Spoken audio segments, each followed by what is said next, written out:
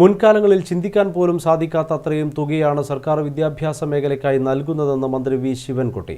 KKN Pariyaram സ്മാരക government vocational higher secondary കെട്ടിടത്തിന്റെയും ഉദ്ഘാടനം നിർവഹിച്ച് സംസാരിക്കുകയായിരുന്നു മന്ത്രി.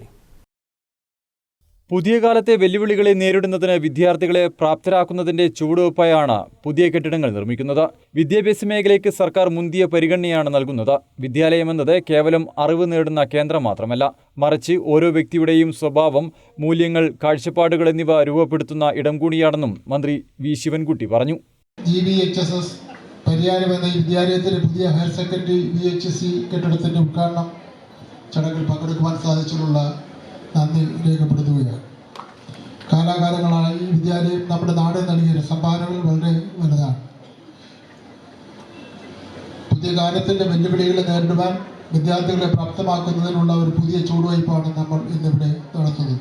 മുൻപ് ഒരു സ്കൂൾ കെട്ടുന്നതിന് വേണ്ടിയുള്ള ഒരു ചെറിയ രണ്ടോ മൂന്നോ ക്ലാസ് റൂം കെട്ടുന്നതിന് വേണ്ടി ഒരു 5 ലക്ഷം രൂപയ്ക്ക് വേണ്ടി എത്ര പ്രാവശ്യം കയറി ഇറങ്ങി കിട്ടുന്ന പ്രശ്നമേ ഇല്ല.